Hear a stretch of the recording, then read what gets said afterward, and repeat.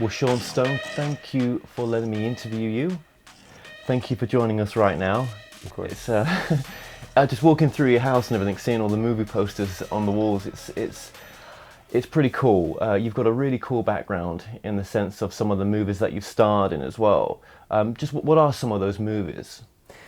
Well, I mean, I wouldn't say I started in stuff when I was a kid. I was in small roles in movies like, starting with Wall Street as Gordon Gekko's son, and The Doors' young Jim Morrison for a couple of scenes, and Kevin Costner's son in JFK.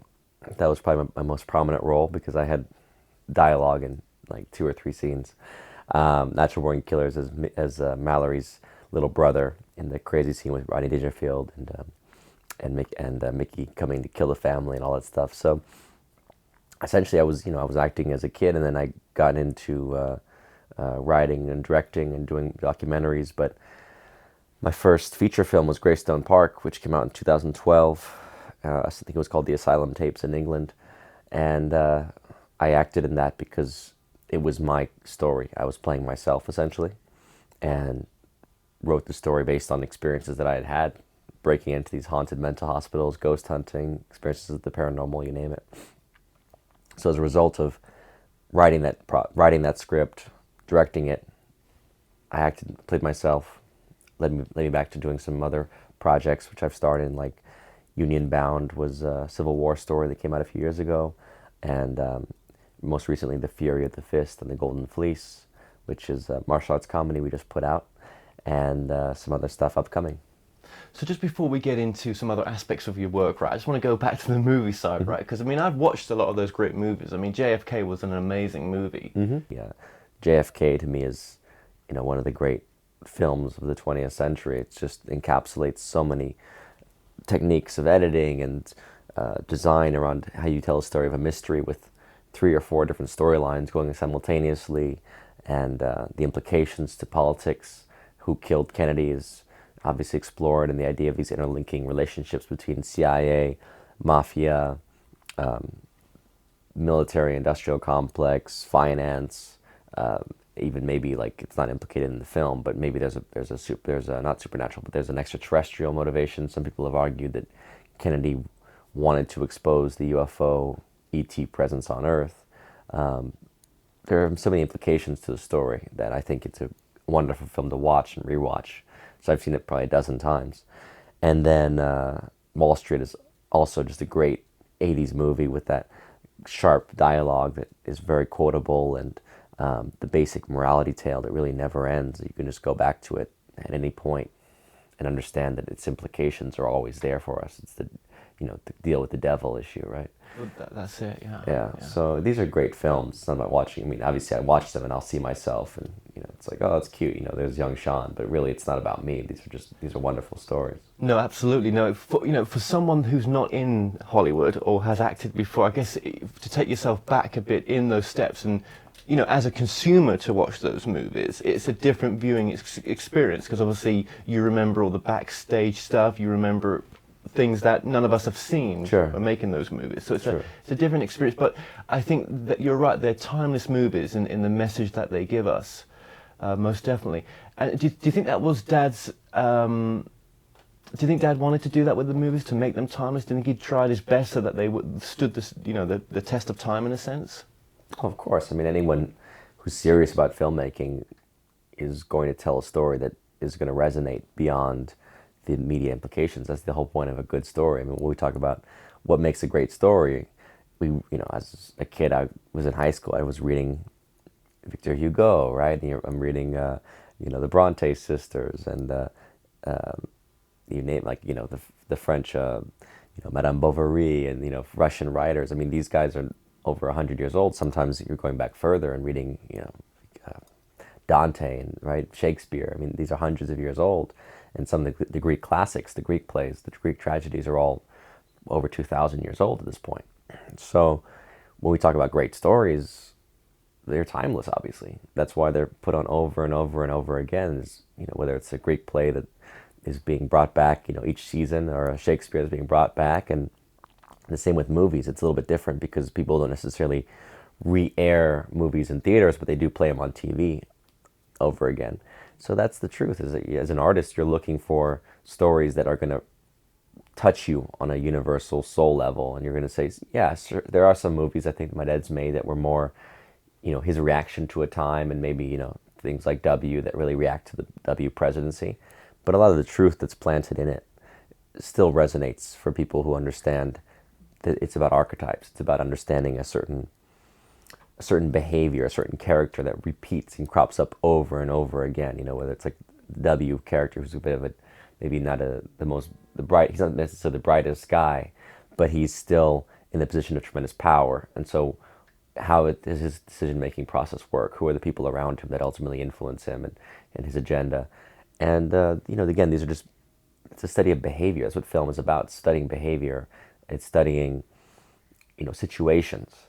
And the situations might change the look of it, but really, at the heart, the situations we're facing as society, they've repeated in the past in different forms over and over. Well, you've definitely got your dad's talent in filmmaking.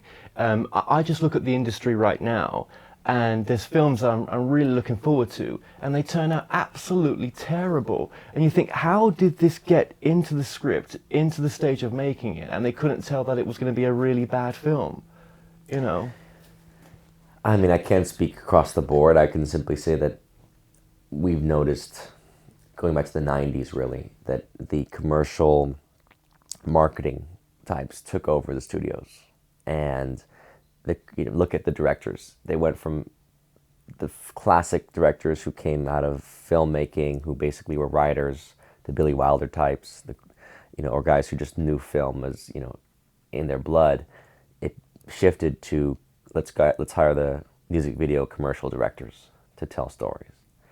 But they might be visually cool, but they don't necessarily understand behavior and dialogue and character the same way that a writer, for example, or someone that's really worked as a director on movies, on smaller things, and built his way up would understand it. So the language, the producing, the idea that really the studio executives were no longer filmmakers, but just sort of like agent types or money types. They really didn't have that knowledge, that intrinsic love of film. And it shifted the mentality within the studio system. So you end up with a studio world that doesn't really care so much necessarily for developing projects or giving, auteurs the reins. It's rare to get like a Christopher Nolan to actually be able to take over a franchise and make it with his understanding of film. Most of the time, it's going to be, okay, who's the director? Let's see. Like, this guy is a good commercial director. He's good with visual effects and CGI. Let's give him the reins and really just kind of workshop it with who knows how many voices telling you along the way what to cut, what to keep, how to trim the fat. It's like too many cooks in the kitchen expression. Thank you for explaining it that way, because I always battled sometimes to think, well, how did this make it to this stage? And but there are lots of good movies out there as well, and great directors.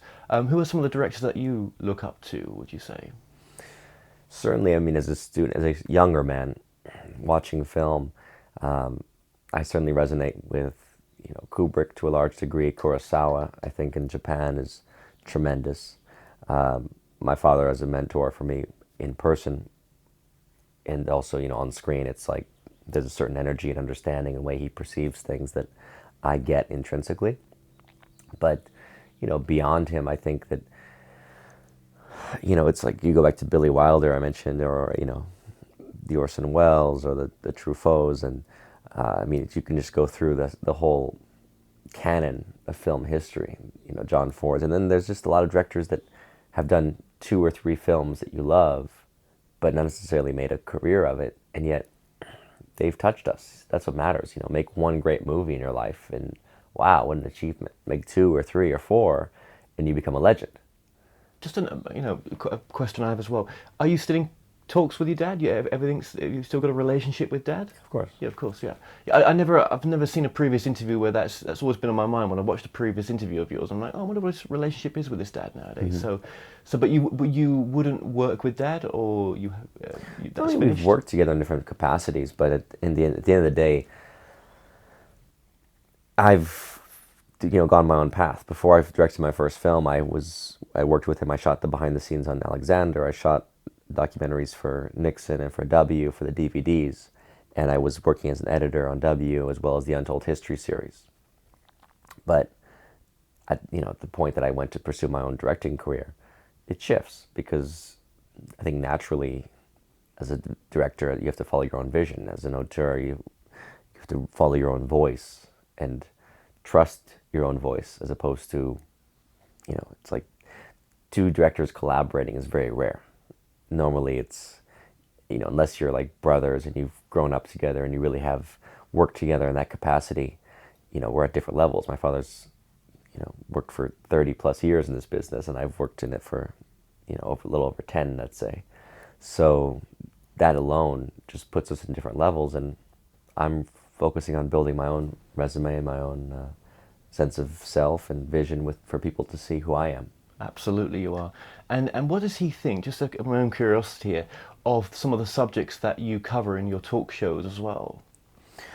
He's much more interested in news and politics. I think you can glean that from seeing his work and his interviews. What he focuses on is very political. He's always been a political animal, right? Going back to the 80s, his first movies like Salvador, Platoon, obviously, but like talk radio about the politics of radio VJs, right? Born on the 4th of July, very political story. The Doors, a political rock band in a sense, even though it wasn't necessarily political, but they were cultural. Let's say they were part of that whole counterculture.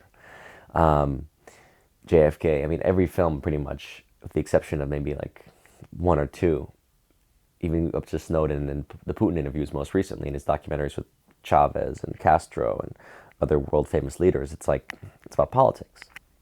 So watching The Hawks on RT, which is the show I do, that is much more up his alley than, let's say, Buzzsaw, which is on Gaia, and that's, for me, much more of what's my thing. I think I kind of would say I'm taking, the Oliver Stone lineage in a different direction, which is to say I'm expanding into more spiritual, metaphysical domains and implications. It's not to me about the political situation on Earth, it's more the exopolitical situation, what's happening to us as a planet. I believe that we have had aliens in contact and affecting us since the dawn of mankind. I really think that we are intrinsically tied to our galactic history, and that there's a lot going on interdimensionally beyond our sight that's affecting us at every moment. So that's where I take, maybe my storytelling will ultimately move in that direction. It starts with that, with Greystone Park was really about the paranormal, supernatural.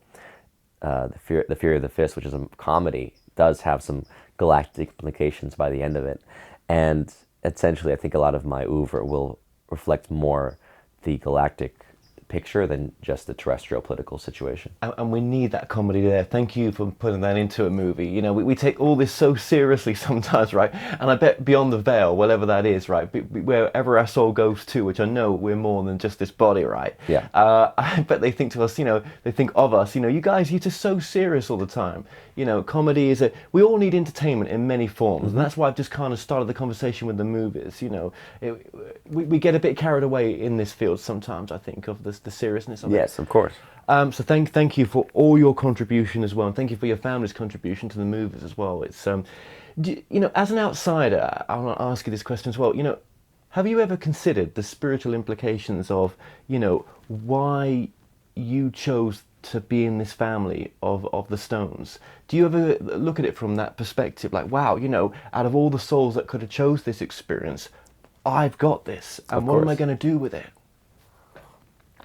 Of course I have. There's only so much I can divulge, but I can simply say that there's no coincidence. I incarnated into this body, as you say, for a reason. I've had many past life dealings with both my father and my mother. And, there are certain things that have to be worked out from our consciousness at this time and place, but also moving forward. I've been given a wonderful platform to connect to people on a media level, right? With whether it's news, hosting, storytelling. And the implication is that if I do my mission properly and I serve what I'm meant to, it'll help to awaken people and shift, this consciousness coming into the new age that's been talked about. We are entering the so-called age of Aquarius. It's a different age of people actually having to take responsibility for themselves more and more. Less of that Piscean, we're in a school and everyone has to sort of obey what the church told you or what the political structures told you. All these things are crumbling for good reason. They're crumbling as we enter our own sovereignty. This next, let's say, 2,000 plus year period of incredible sovereignty, incredible technological innovations and growth and new awareness. It's coming, and I think I'm a harbinger of it in some ways, and using my position to say, yes, people, it's okay. It's not, you don't have to be embarrassed or shy to talk about aliens or spiritual experiences. It's no longer the 1950s. This is not communist paranoia anymore. This is literally, these things are happening, and we've all experienced something of that nature that's surreal and that affects the soul in a way that we don't know how to explain and express. And that's just the beginning of glimpsing the reality. People, celebrities, if you want to use that word, right? Other celebrities out there that you mingle with, now and then, are they thinking the same way as you about consciousness and their role in that, in a sense? I don't know enough. I mean, I never really mingled with celebrities necessarily. I would say that there are certain people from, that you would know about, but they're out there already. I mean, there's the Dan Aykroyds who are already out there talking about UFOs and aliens, and they're overtly interested in these things. People like Jim Carrey seem to express a new awareness of consciousness and what it means to, take ayahuasca and things like this. But, I've heard Jim Carrey met with David Icke, for example, when he came to town. I think he did. So things like this that are fascinating, but I don't, just because, I come from a famous father who has worked with a lot of these people and mingles more with them, doesn't mean that I necessarily do. That's not my crowd necessarily. No, but I suppose what it does as a platform is it gives you access to that with the direction that you're going in. And that's really interesting, actually, to see that. You could take this in a and you're going to take it, I see that, in a totally different way, which is beautiful, just to be in your presence, just to see that unfolding for yourself. That's exciting, man, that is. Most people in this field would die for that, but I think it takes a certain soul level to do it from the right perspective. And I don't think everyone that I've met in my field is actually ready at that soul level sometimes. Right. I see what you're saying. Yeah, it may be. At the same time, look, I mean, I always just say people, for the most part, are followers. We know this from, basic statistics. My rough estimate, 20% of the population are leaders, 80% follow, right? The 20% of the trendsetters, they create the fads, they basically set the trends, they tell you what, they're the tastemakers, they're the ones who are out there with, thousands and thousands or millions of followers.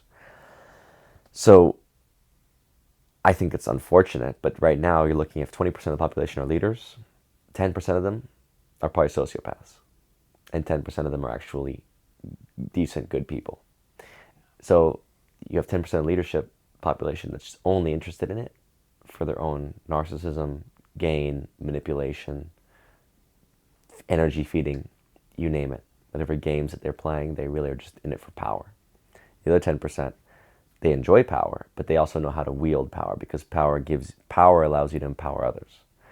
And when you realize that, you actually are willing to give and back and serve, generally considered the greater good. Let's say the greater enlightenment of others, the awakening of others.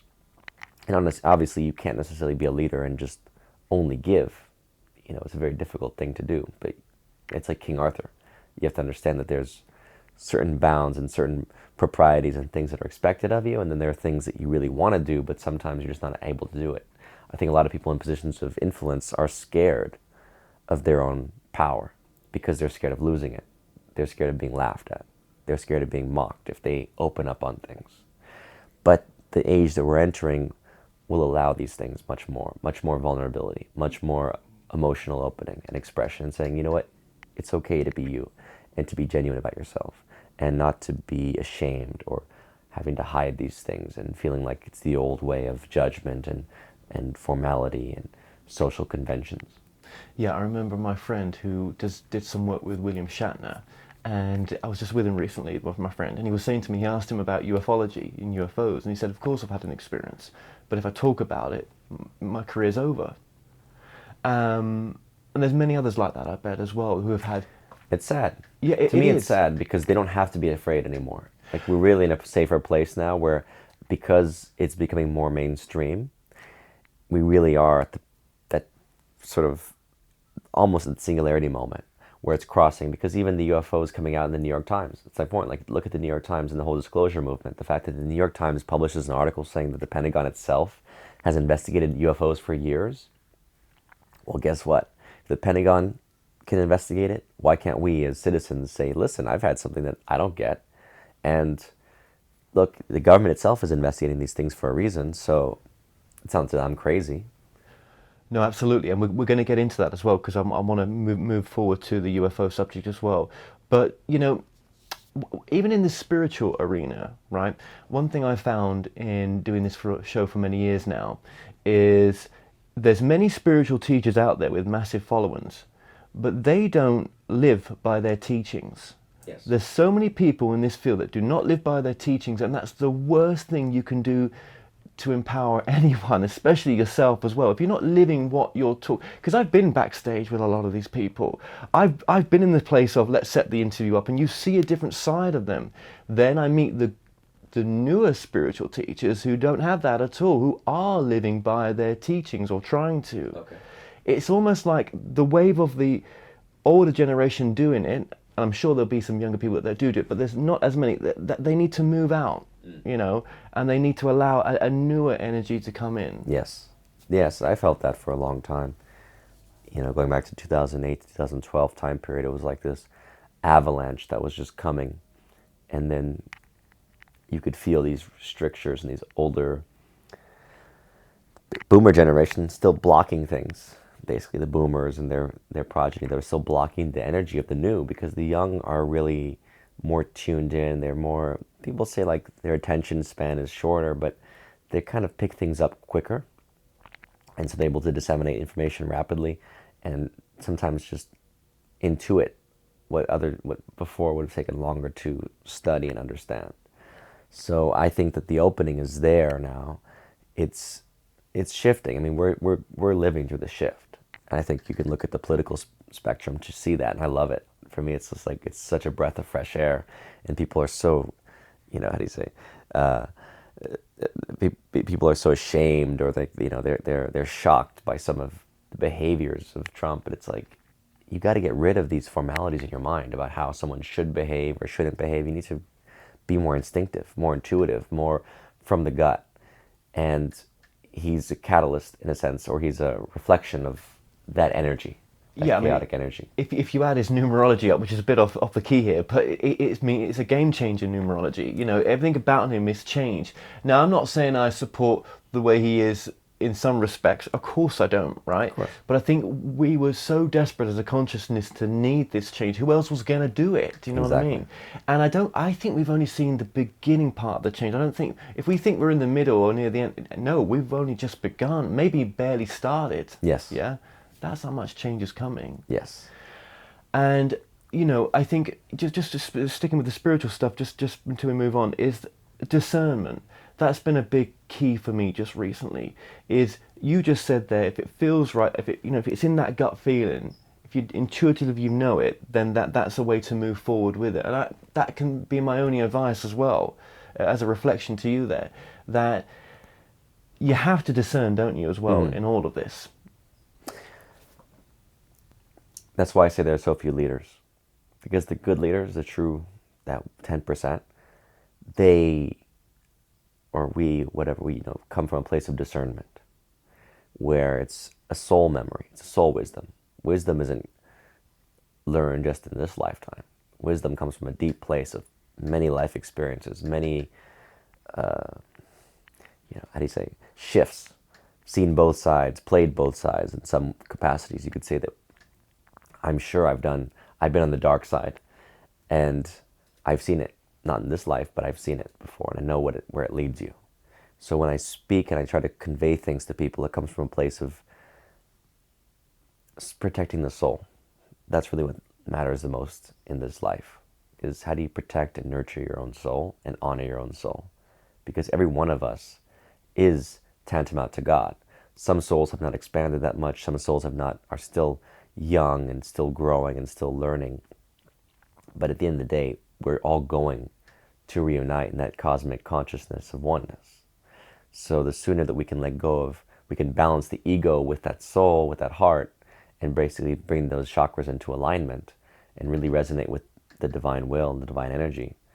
That's a wonderful place of being, and that's when you really are just able to discern and not take things personally, but understand that it's always for the best interest of your soul's journey. Beautiful. Thank you for that. That's so good. And where is that information coming from as you talk like that?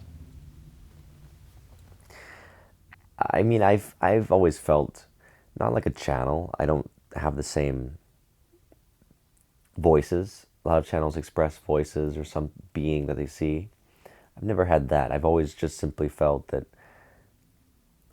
when I allow things to flow through me, I allow the visions, because as a writer, I would say I'm a channel when I write, mostly. Going back to when I was a kid, it was like the vision would come in my head. I didn't know where it came from. It just was there, and I would see a scene, or I would hear dialogue, I would see a character, and I start writing it out. And some of the writing sessions, took such a strong form that in London, I remember when I was 18 years old, I was literally walking in a lucid dream for 2 days where I was just visualizing a different world. It was like a past life memory or something, because it took me out of this world into a different world. And the scenes, everything was just downloading so rapidly. I would walk around as though lost and kind of just watching and listening and seeing this movie playing at my head. And I understood that it was about the fall. You could say Atlantis, but all these things are patterns. The fall has happened over and over and over again. It's always been that conflict between those in power who want to expand their influence and power, and those who want to raise the consciousness of those who are, let's say, living in more darkness, ignorance, unconsciousness.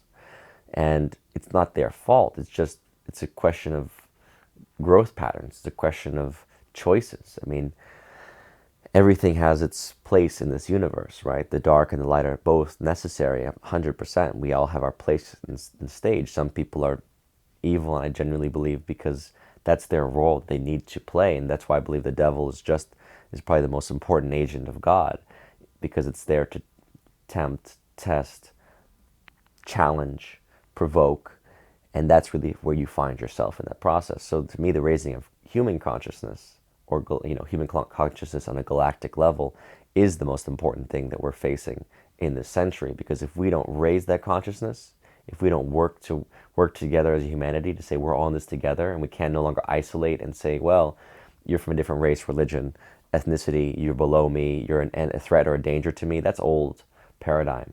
That leads to conquest, that leads to domination, and basically subduing others, when we need to actually be working to empower each other, to say, listen, you're a sovereign, and I respect what you're doing, because it may not be my path, but you have to honor your path. And if there's something we can do to collaborate or to, empower you in your journey, wonderful. But that's where we need to be working as a collective, cooperative, not communist, but just to basically empower each other and realize, hey, there's enough room in this galaxy for all of us, for every soul to follow its destiny, and not feel that you have to basically be living in debt or servitude to those who have maybe gained more influence and power over their trajectory. We all know what happens. Everything comes to its collapse. Everything falls. So the ego and pride should not sit there and basically live large and be happy that we've come to this great this great place of enthronement, because in a moment that throne, you can be cast down from it. At the end of the day, it's like I said, the fall has happened, and so we have to get past that ego fear of losing and realize, listen, we're all going to lose, but the quicker we surrender, actually the more free and liberated we become. So just moving this forward then let's actually move it forward to the show on Gaia that you do, because that's more of your passion. I mean, everything you do is your passion, but I think that's an interest to me as well. Yeah. So just very briefly, for the audience that doesn't know, your show on Gaia is? So I host a show on Gaia called Buzzsaw, but Buzzsaw was originally on YouTube, and you can still watch the catalog of episodes for free on YouTube. And it was always about it was being an extension of Conspiracy Theory with Jesse Ventura. I hosted the third season of that show. We were talking with people about conspiracies and extraterrestrial politics and ancient, buried history and esoteric experiences. I mean, so many wonderful experiences we've documented in the course of our conversations with people like Joseph Farrell or David Icke or Richard Dolan. I mean, so many people I've interviewed, hundreds. That shifted to Gaia, which is an online channel. They have a wonderful collection of really new age thought there. So Buzzsaw is now living their season 3. We have some really cool upcoming episodes with people like Kaya Ra, Bridget Nielsen, Sarah Adams, and quite a few more actually. Excellent. Okay. And again, you get to explore the subjects again of ufology on there. What is this? Okay, so I've been to Contact in the Desert just a couple of weeks ago. And what's your thoughts about the current state of ufology right now? Would you say it's divided? I don't know enough about it. I've never really been interested by these communities, whether it's the Conscious Life Expo or the Contact in the Desert. I'm a Capricorn. I just walk my own path, and I'll socialize with people, and I'll learn, and I'll go to a conference, and I'll talk to people, but it doesn't interest me to collect in groups that way. I've always just been someone that goes off my own direction of where I want to go, and along the way I'll meet people that are walking in that same direction, and that's the way I put it. Like, okay, if you want to walk with me, we'll walk together, but I'm not necessarily going to derail from my path to fit into your community or group.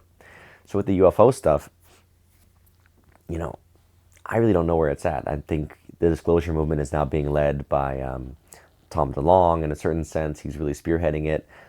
I say more power to him. Would love to interview him at some point and just hear what he's thinking, but it's just not my place to necessarily be part of any of those communities and those dialogues. It's more important for me to be the storyteller that listens and hears and says, okay, this is what you're telling me, let me filter it, let me regurgitate it in some form, whether it's interview form or maybe it's going to be a movie or a TV series. I mean, these are longer projects. That's why I love interviews. Interviews are really, you can get something quick in 30 minutes and think about it, and then 10 years later, it may find its way into a movie.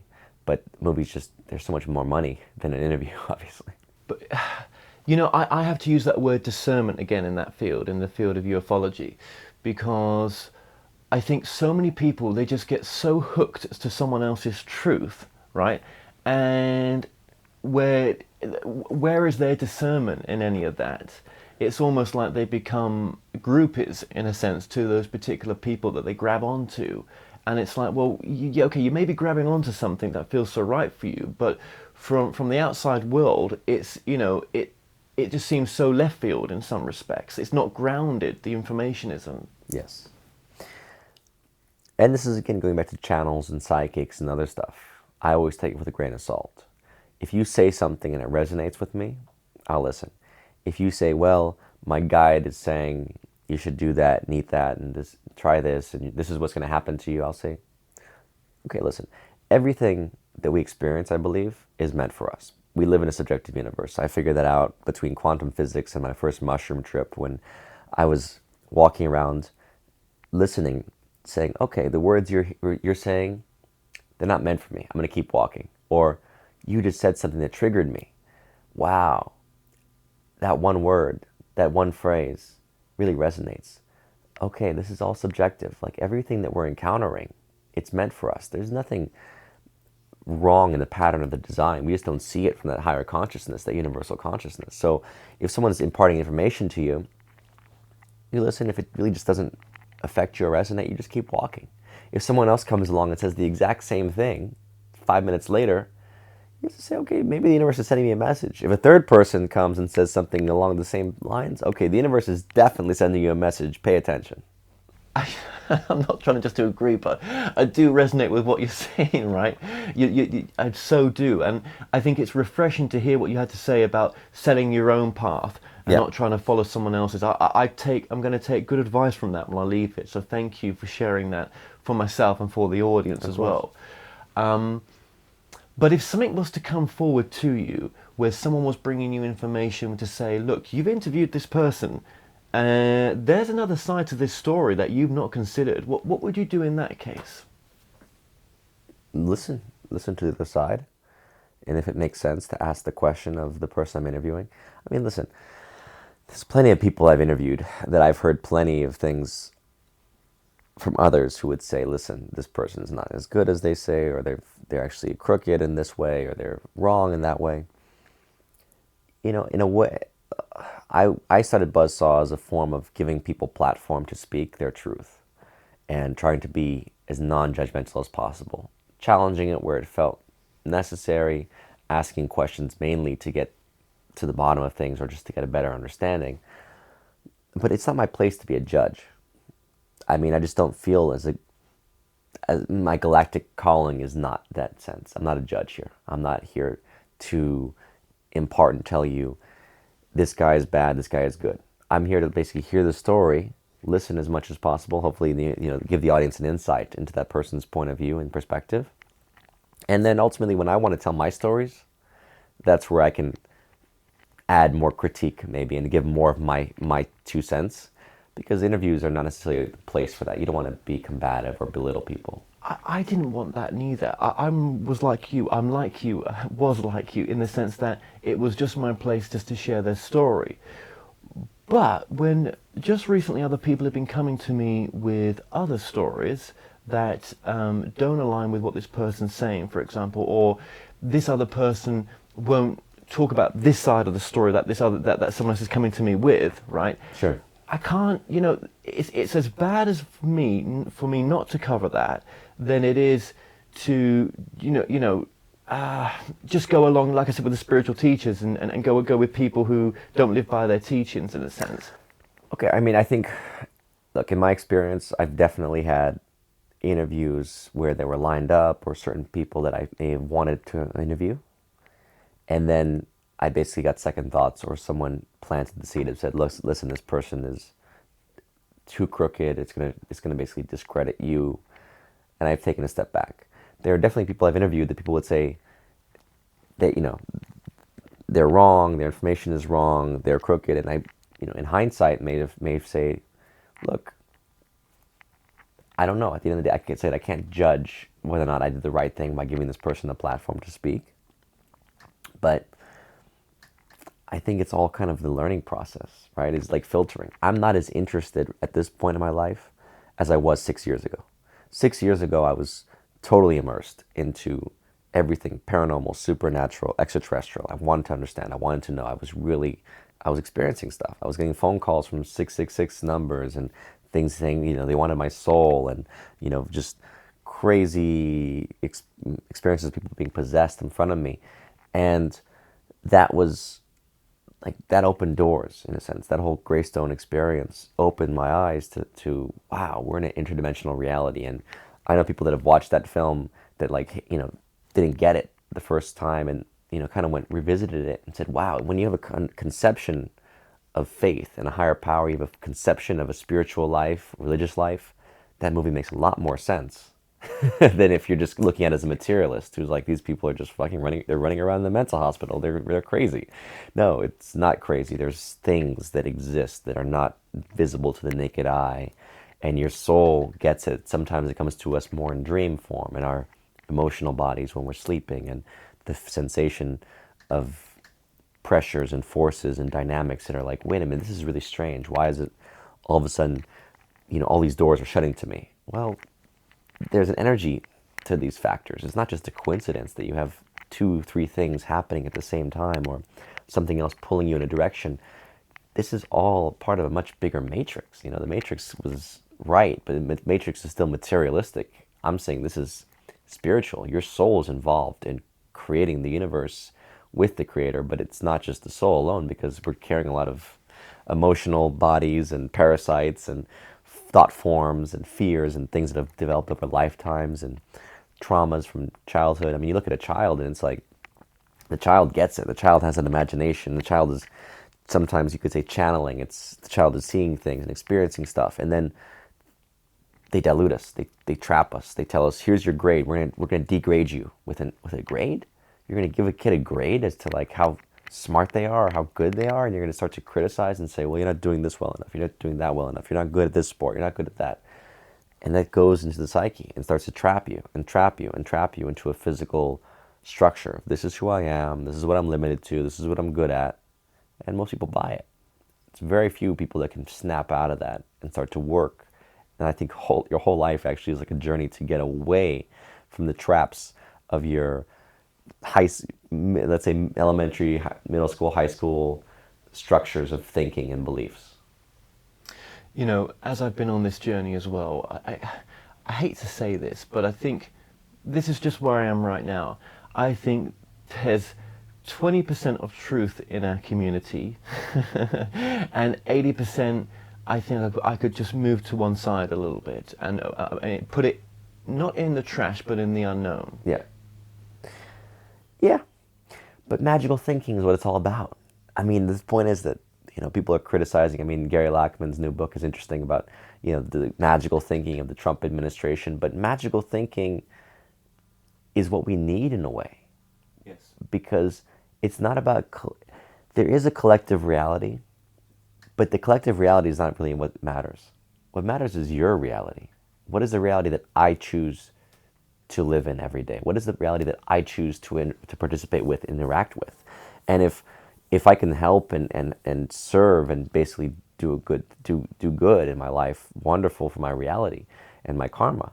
But if I'm going to focus my energy on everything wrong and bad and things that I can't affect or change, right? Every evil in this world, if there's no remedy for it, then let it go. Absolutely. And that's why I moved away from conspiracy. Yes. I was dealing with 9/11 kind of stuff, 7/7 bombings, or whatever it was, right? Just a few examples. And in the end, I thought, hang on a minute, where is the solution in any of this? There wasn't. The only solution to me was ever a spiritual solution, working on myself, going within, not getting lost in, you know, mental masturbation, do you know what I mean, of facts and figures. Exactly. But I think, you know, everyone has to start somewhere, and it's not the avoidance of it. I think it's just true what you said there, that we create our own realities. If you want to create a reality where it's all, everything's against me, well, guess what? That's what's going to be. Yes. If you want to create a reality where you're doing really well, and you're manifesting the things in your life which are you know, of service to yourself and others, then that's what you're going to manifest. The emotional body, I mean, the emotional state of man is much more connected to the spiritual realm, right, than our mental state. Our emotional state really gets it. So our moods, it's important to work on things like meditation and qigong energy practices, things like this, that you can basically start to realize, okay, let me get a hold of my emotional body, not to control it, but to be in touch with it. If I'm feeling a certain way, let me feel it. Let me actually take it in. Let me get to the root of it, as opposed to just pretending like it doesn't exist. I mean, my mind can overcome it. The next thing you know, you end up with traumas coming because you didn't emotionally integrate your reality, in a sense. Obviously, with your UFO research as well, you know, when I think of the UFOs now, or that's just a name I give to it. It's a name of something undescribable, in a sense. We're talking about maybe interdimensional beings. Yes. Or, I hate to use the word, maybe from another future, another reality. Yes. Yeah, all the same thing. But it, you know, I don't disconnect the idea of that. Actually, if you once you get into the nuts and bolts, it always leads to the consciousness side. You can't escape that. And in this field, it's gone a lot more to the consciousness side for a lot of researchers as well. Absolutely. Because it's all that exists. You know, Descartes was right in the sense that I think, therefore I am, or as I said, I believe I am, therefore I think. That's all we can be aware of is our consciousness. We don't know what's physically really here. I mean, our eyes don't see our reality. Our eyes, first of all, invert the reality, and then our brain puts it up right. And our eyes, you know, our brain basically is barely picking up 1% of what we see, and it's filtering everything else in with patterns. So consciousness is what exists in the universe. And we don't know the beginning or the end of consciousness. We don't even, evolutionists say, well, consciousness is just an, I would say, what would you say, epiphenomenon from the brain. But it's not. It precedes the brain. It exists at the basic level of plant life and cellular structures and how cellulars, why is it, what is that, people call it God, but really it's just a universal collective consciousness that I think has a source in what we call time, is really just energy, right? Some birth. But maybe that itself, I was at Princeton, I had a guy who wrote a book about time travel in Einstein's universe, and this professor was saying, look, maybe time is God because it could have been a time loop that actually started the universe, and that gets around this issue of the Big Bang. What can can existence precede matter in a sense? Like how can you have existence come into birth from nothing? What would precede existence itself, right? Would the essence be there? How would you get to the material state? So maybe it has to be a time loop. I mean, there's so many different theories about what causes that first cause. Well, you could think like this. I mean, this is maybe crazy thinking, but then have we done this before? How many times have we done this interview before in different ways? Well, there's the deja vu factor. And, it makes you wonder because when you talk about timelines and stuff like that, I mean, that's when you get to the place of saying, well, shoot, I believe that this is the timeline that's going to get me to where I need to be. And if something is off, my future self will affect it to the place where I can still follow that path, because what a horrible idea of Nietzsche, the eternal recurrence, to do it over and over and over again, because essentially not because he said this, but I'm saying because you didn't get it right. So you just keep doing it over and over, but each time you think this is the last time you have to do it. Well, it's a bit like the movie Groundhog Day. Until he found love at the end, till he came from love in his decisions, then it all changed. Then he carried on. But that's a truth. That's a universal truth. Yeah. Love as an emotional body, right? Like love is the truest, purest manifestation of the emotional body. And that really is, I think, the essence of what it is we're here to do and why we're here and what connects us. It's love. And using the multidimensional reality conversation on the secret space program as well, just to look at it this perspective. These people, I mean, I've interviewed Corey Good. I've got to say, a nice guy, right? I've interviewed a few of them. And you know what? This is their truth. But if we create our reality, then of course that's their reality. That's the reality they've had. Like Seth said, because I've interviewed some of the Seth people in the documentary I'm filming, we create our reality. It's as simple as that. Mm-hmm. So I don't judge anybody too much in this field. It's when, what I was saying before, is when you get information coming to you. Yes. That's when I take it. Well, okay, let me just take a listen to this and see where that leads me. Yes, we co-create it because it's the problem with creating our reality implies a certain mastery that hardly any soul has really achieved, right? So it's a co-creative process. Yeah. Yeah. Yeah, I totally agree with that. What would you say is your most important message you'd like to give the audience right now? Just be. I mean, I don't really have, I think I'm not here for sloganeering. I'm here to basically tell people, just be. Be who you are. Find out who you really are. What is it that gets your heart and your soul engaged and excited in your mission? And don't be afraid of that. Well, Sean, thank you for allowing me to interview you. And thank you for what you're doing as well. And it's going to be so interesting to see your path unravel. And I'm just, much love to you. Thank you, Kevin. And you.